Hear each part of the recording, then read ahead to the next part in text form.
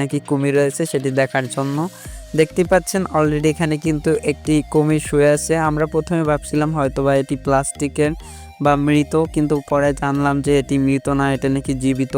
দেখতে পাচ্ছেন এখানে অনেকগুলো কুমিরের বাচ্চা হাঁটাচলা করতেছে এবং ওরা কি এখান থেকে খাবার খাচ্ছে। কুমিরের বাচ্চা দেখার পরে আমরা এখন যাব একদম ডিরেক্ট পানিতে কুমির দেখার জন্য। এজন্য আমাদের যেতে হবে পুকুর পাড়ে। সো আমরা এখান থেকে চলে যাব এখন পুকুর পাড়ে। দেখতে পাচ্ছেন পুকুরে কুমির সাঁতার কাটতেছে। আমি চেয়েছিলাম আরেকটু কাছ থেকে আপনাদেরকে কুমিরটি দেখাবো, কিন্তু এখানে রেস্ট্রিকশনের কারণে আমি সেটি পারলাম না। সো আপনাদেরকে একটু লং থেকেই দেখিয়ে নিলাম। এরপর হচ্ছে আমরা এখন যাব বনের ভিতরে ঘুরতে, কি কি পশু পাখি রয়েছে সেটি দেখার জন্য। এটি হচ্ছে আমাদের স্টার্টিং পয়েন্ট। আমাদের এখান থেকে যেতে হবে বনের ভিতরে যাওয়ার জন্য। বনের ভিতরে ঢোকার পর দেখলাম একটি গাছের উপর একটি বাঁদর বসে আছে এবং সবার দিকে তাকিয়ে তাকিয়ে দেখতেছে এবং বাকি সবাইও তার একটি ছবি তুলে নিচ্ছে। এরপর সামনের দিকে এগিয়ে যাচ্ছি, আমিও বাকি সবার মতোই সবার সাথে সাথে এগিয়ে যাচ্ছি, কারণ আমার একটু ভয় ছিল বানর দেখে। বাকি সবাই বানর দেখে বেশ আনন্দ করতেছিল, ছবি তুলতেছিল, কিন্তু আমিও যদিও একটু ভিডিও করতেছিলাম কিন্তু তারপর একটু ভয় ভয় করতেছিল যদি আমার কাছে চলে আসতো। দেখতে পাচ্ছেন এখানে কিন্তু একটি নিচে বানর বসে আছে, ও কিন্তু সবার দিকে তাকিয়ে তাকিয়ে দেখতেছে। আমরা ছিলাম আর কি একটি ব্রিজের উপর, যেটা হচ্ছে ওদের মাটি থেকে অনেকটা উঁচুতে, তাই একটু নিরাপদ ছিলাম। কিন্তু আরেকটু সামনে যাওয়ার পর আমার আরো ভয় বেড়ে গেল। কারণটা আপনারা দেখতেই পাচ্ছেন, রাস্তার উপরে 3টি বানর চলে এসেছিল এবং বানর দেখে আমার প্রচুর পরিমাণে ভয় করে, সেটা আপনারা সবাই জানেন। শুনেছিলাম সুন্দরবনে গেলে নাকি বাঘমামার দেখা পাওয়া যায়, কিন্তু দুঃখজনকভাবে বলছি আমি এখনো কোনো বাঘমামার দেখা পাইনি। এবং আবারও সামনের দিকে এগিয়ে যাচ্ছি বনের সৌন্দর্য এবং নতুন কোনো পশু পাখি দেখা পাওয়ার জন্য সামনের দিকে এগিয়ে যাচ্ছিলাম। যদিও জানি না আরো কোনো পশু পাখির দেখা পাবো কিনা, কিন্তু দেখলাম এখানে বনের মাঝে একটি টাওয়ার নির্মাণ করা হয়েছে, যেখানে মানুষ উপরে উঠে ছবি তুলতেছিল।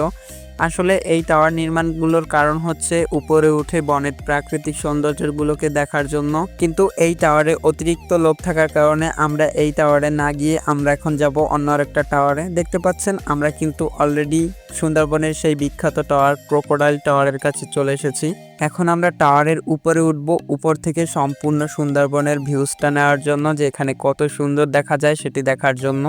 আমরা উপরে চলে এসেছি অলরেডি। দেখতে পাচ্ছেন এখান থেকে সুন্দরবনটা কেমন দেখাচ্ছে, শুধু চতুর্দিকে সবুজ গাছ আর গাছ। এর মধ্যে রয়েছে ছোট একটি নদী, যেখানে অনেকে আছে তারা নিজস্ব ট্রলার ভাড়া করে সেখানে ঘুরে।